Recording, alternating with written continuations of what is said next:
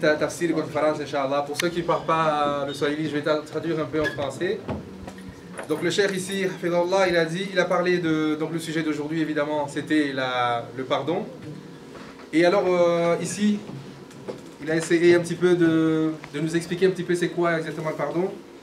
Il a mis en évidence le fait que le pardon est d'abord mis en exercice si on est patient. D'abord on utilise la patience et l'endurance.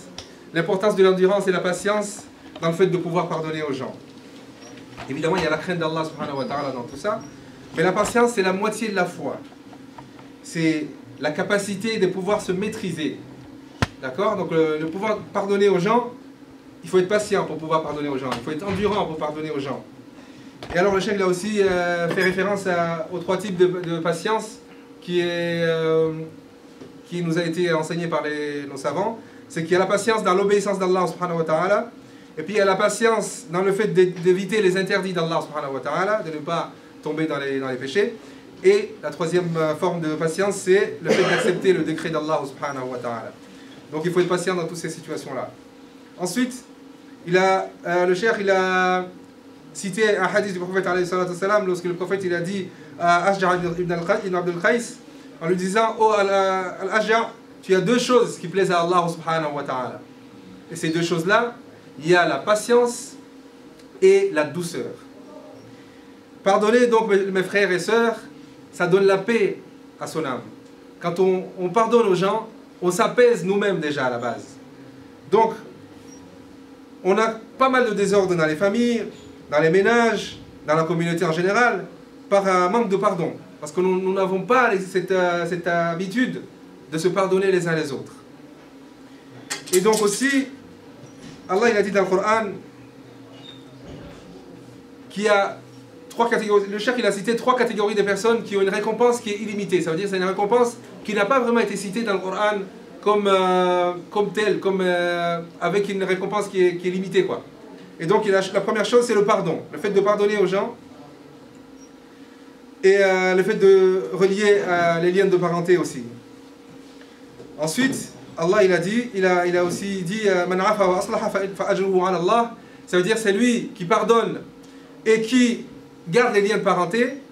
Sa récompense se trouve auprès d'Allah subhanahu wa ta'ala. C'est Allah qui va gérer la récompense. Parce qu'on sait que dans la religion, les récompenses sont une chose et multipliées par 10 évidemment pour la plupart des choses. Sauf qu'ici, au niveau du pardon, Allah il donne la récompense sans limite. Et ensuite, il a parlé aussi de la deuxième chose qui est donnée, qui est récompensée sans limite. C'est... donc on a dit c'était d'abord les pardonneurs, ceux qui pardonnent, et ensuite il y a les patients, ceux qui sont patients. Allah il a dit Innama yuwaffa as-sabiruna ajrahum bighayri hisab. Allah il donne la récompense de ceux qui patientent sans limite. D'accord? Et ensuite la troisième catégorie de personnes qui sont récompensées sans limite, c'est les gens qui jeûnent. Car Allah il a dit dans un hadith al-Qudsi le jeûne c'est pour 2 mois et c'est moi qui va récompenser le jeûne. Ça veut dire que le jeûne, la récompense du jeûne, c'est Allah qui connaît la récompense absolue. D'accord? Et ensuite le cheikh il a continué en disant qu'Allah subhanahu wa ta'ala par rapport au sujet du pardon, Allah il a enjoint au prophète Muhammad sallallahu alayhi wa sallam, donc il a ordonné au prophète alayhi wa sallam d'être aussi l'exemple de ce pardon. Que ce soit lui qui exerce le pardon vis-à-vis de ses compagnons. Lorsqu'il a dit, Allah il a dit au prophète, donc pardonne au prophète et pousse les gens à faire le bien et ensuite néglige les ignorants. Ça veut dire que toi, quand tu vas devoir pardonner aux gens, évidemment, il faut négliger. Il y a certaines personnes qui vont te pousser à bout. Mais pour pouvoir pardonner à ces gens-là, il faut les négliger. Ce sont des ignorants. C'est ce qu'Allah les appelle ici les ignorants. Donc, néglige-les et juste pardonne et suis ton chemin. Ensuite, le prophète sallallahu alayhi wa sallam il a suivi ce conseil à la lettre. Et le cheikh Hafidhullah, il a cité l'exemple, le jour de Fathu Makkah, c'est le jour de la victoire où le prophète sallallahu alayhi wa sallam il a ouvert la Mecque, la ville de la Mecque. Vous vous rendez compte, le prophète sallallahu alayhi wa sallam il a été chassé par ces gens-là. Ces gens-là ont persécuté ses compagnons, ils ont persécuté sa famille, ils ont poussé le prophète sallallahu alayhi wa sallam à quitter la Mecque pour fuir vers Médine. Et malgré tout ça, le prophète il arrive à la Mecque, victorieux ce jour-là, il leur demande: que pensez-vous que je vais faire de vous? Et eux, évidemment, ils sont perplexes. Ils se disent, mais évidemment, il va se venger. Mais il y en a un qui était très malin. Il a répondu en disant, que le bien, ya Rasulallah. Et les autres, ils ont dit, toi, tu es un frère généreux, fils d'un frère généreux. Donc, en fait, ils ont commencé à le flatter. Mais évidemment, ce n'était même pas nécessaire parce que le professeur Hassan avait déjà dans son cœur, dans son âme, quelque chose de cette douceur qu'il a déjà en lui et qu'il était prêt évidemment à leur pardonner. Il leur a dit, idhabu antum tulaqa, partez, vous êtes tous libres. Alors ils pensaient qu'ils allaient tous les égorger parce que, bon, je ne vais pas ajouter ce que le cheikh n'a pas dit, mais en tout cas, il y a d'autres circonstances qui ont fait que ça aurait pu être grave ici. Il y en a d'autres qui voulaient vraiment la mort ici, la boucherie. Mais Rasulullah sallallahu alayhi wa sallam, il a été parmi ceux qui pardonnent et il a dit évidemment, vous êtes tous libres, partez. Il a aussi donné un autre exemple ici, cheikh, d'un calife qui est venu, après le prophète sallallahu alayhi wa sallam, mais dans les familles des Omeyyades, c'est à l'époque des empires, de l'empire islamique, de l'Abbasside. Et donc, ce monsieur, il s'appelait Haroun al-Rashid, il avait un jour sa servante à qui il avait demandé de préparer quelque chose à manger. Donc la servante est arrivée avec un... Serviteur. D'accord. C'est pas femme.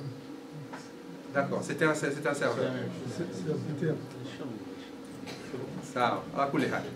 Donc le...